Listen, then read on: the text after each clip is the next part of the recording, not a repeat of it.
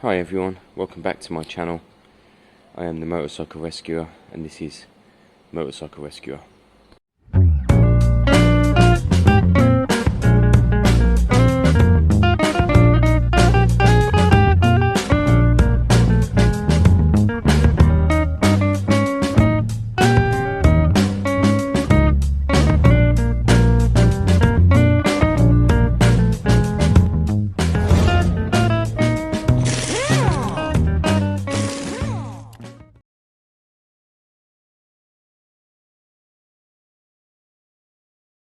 So yes, welcome back. Thank you everyone for watching.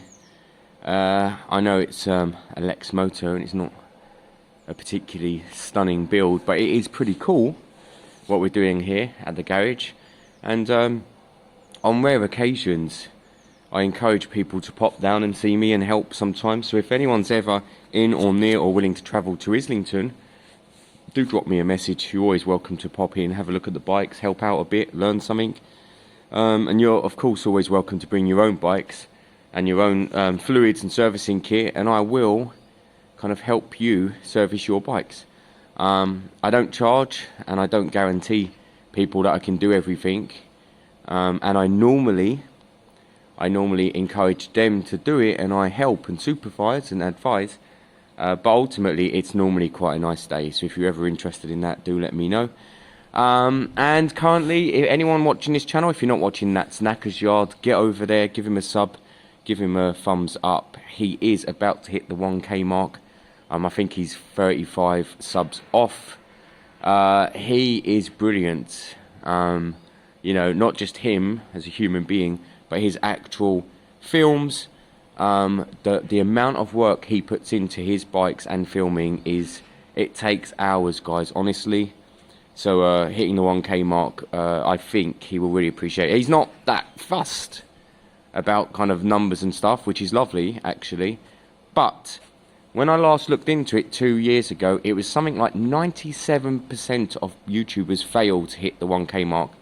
So for me, when I was aiming for 1K, it was about beating that. It was about being one of the 3% or whatever it is overall. I'd be curious what the modern statistic is on that. So get over there, and that's Snacker's Yard. I will drop a link in the description. Give him a sub. Let's get him up to 1K in the next couple of days. Otherwise, we're back to this bike. What do we have left to do? The rear is kind of technically all sorted. I've charged the battery. I need to get the rear wiring set up, including the indicators. I think I'm going to have to spend an hour or so creating 2 brackets to hold the indicators, rather than kind of drilling all the way through, or I could move down. This plate here is generally a dead plate. Saying that, no, it's quite thick. I'm not sure the indicator stems will even go all the way through. So some sort of plate system either on here or on here to hold on the rear indicators. The fronts are okay, they're working, but they're these cheap crap ones.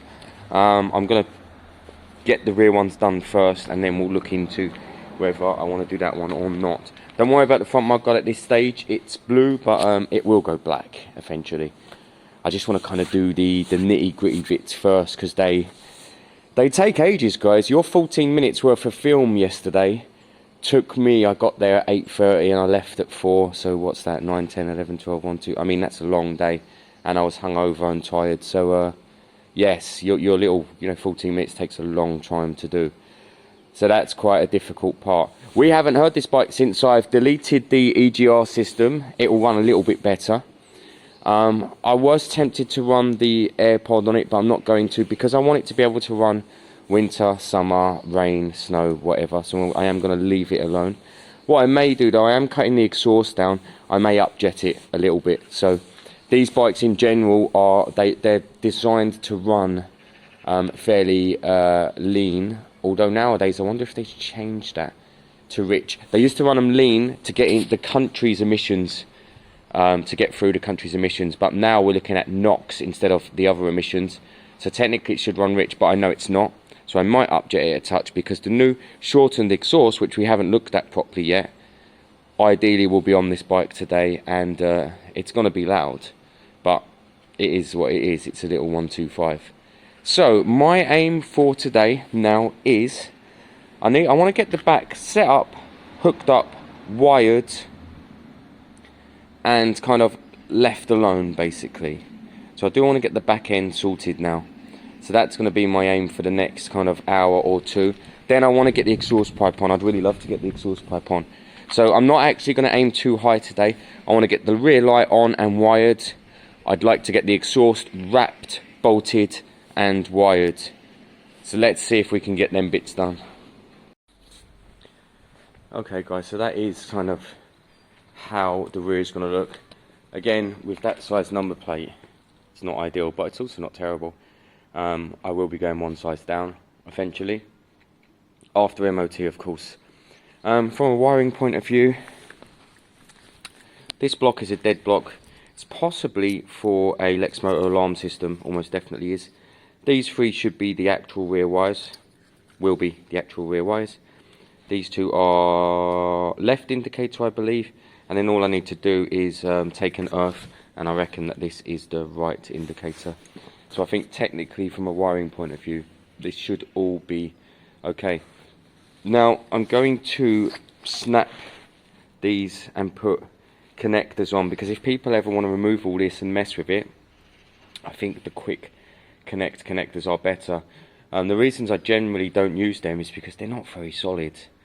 Yeah, they're not as solid as I'd like them to be. But what I'll do is I'll spend a fair amount of time doing this one properly, get them nice and solid. What I need to get is some of that shrink wrap stuff. I think I saw Nat using it recently. I assume a basic lighter would shrink it, because I haven't really easily got access to heat.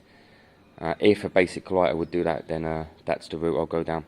So I want to kind of get the rear light wired up, and then I want to look at the indicators, the rears. So that's what I'm going to do for now. Get this all kind of neat and tidied, so that, and working of course, functional, so that I can then look at fitting the rear seat and keeping it fitted.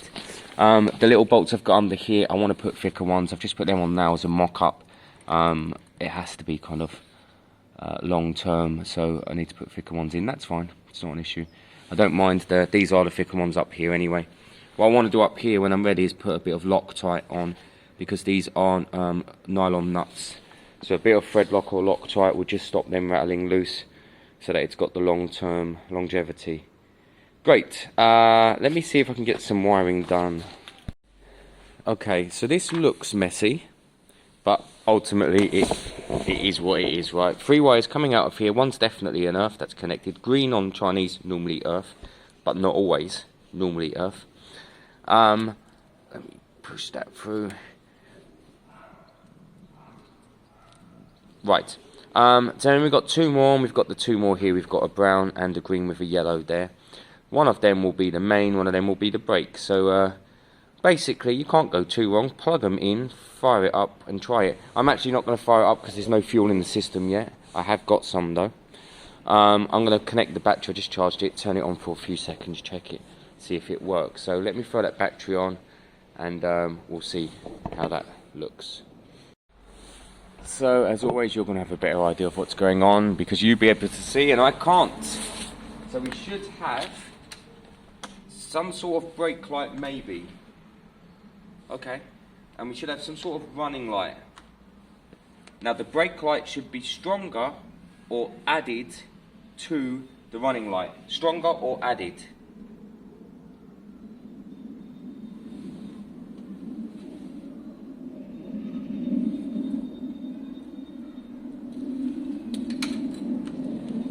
Now the only thing I'm contemplating is if the brake lights should be stronger. I'm going to switch them up.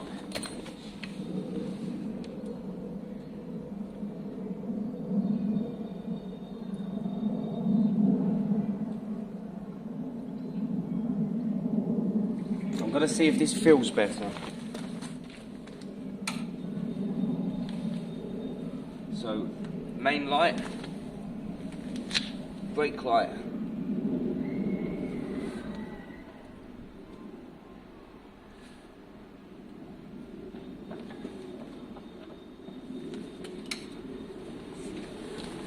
Okay, to me that feels better, guys. So we've got red and brown for our reference, obviously green and black, brown and green and yellow. So that's the wiring, just in case later I need to come back to that. So I'm very pleased that that's all good and you know, good to go.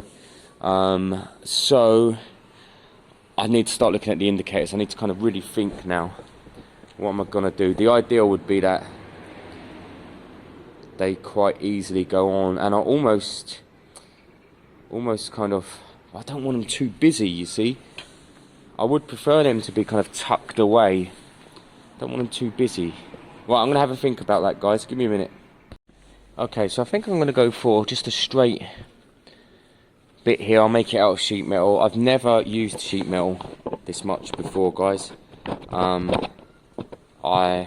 None of it is particularly straight or perfect. It's all a bit edgy and dodgy, but it's doing a basic job. One of the things I find is that these are specialist sheet metal cutters, but it really hurts, you know, like it hurts your hands. I'm going to look online to see what there is that will cut sheet metal. I think there's something you attach to a drill and it kind of snips it out, as long as it does a straight line. I'm going to have a look online and see what's available, because if I'm using more and more sheet metal like this, I need a way of cutting it that doesn't wreck my hands. That's fine at the moment for, you know, little bits, but it's not nice otherwise. So yeah, that's the aim. A little rectangle coming out of here.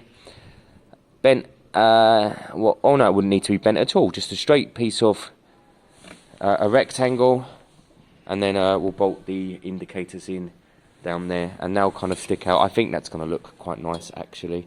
I'll just draw around the first one I make, and then I'll do another one the same. I have got some edging strip at home, so if any of my sheet metal is particularly bad and looks anything like that, I have got some edging strips that just sticks on with 3M, so you can always make it look a little bit better.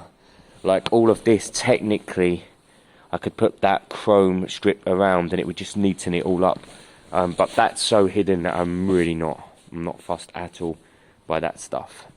So 2 rectangles, probably kind of from here actually, straight along. You know, it doesn't need to be particularly big and up there. Then I'll do another one up along there, and I'll get that drilled and on. So we should have indicators in the next hour or so. It's good, it's exciting times. Don't worry about the fact that this all might not be particularly straight at the moment. It's not all kind of nipped and tucked down. It's not all torqued, so it is all a bit skew-iffy at the moment, and that's fine. I will be straightening it out. Someone just... that reminds me, some of you messaged me about this tyre. They said it don't look right. Now, these tyres are designed for... this bike's meant to do 120 miles per gallon. And the owner of this bike put on a data tool alarm and changed the tyres. These are Pirellis. The normal tyres are not good. So, you asked if the tread pattern was the wrong way around. Let's find an arrow. There you go. So actually, you guys were right. I didn't even notice that. So, I'm always shocked as to how a shop manages to do that. How a shop manages to put a tyre on back to front. Yes, that tyre is going the wrong way. So, that's frustrating, because that's going to cost me 30 quid or so just to have someone switch it around. That's ridiculous. Alright, we'll get that done. That was a great spot, you guys. That, honestly, great. That's not something I spot. Normally on these tyres, right, you have a big old area like that. Look, a big massive one.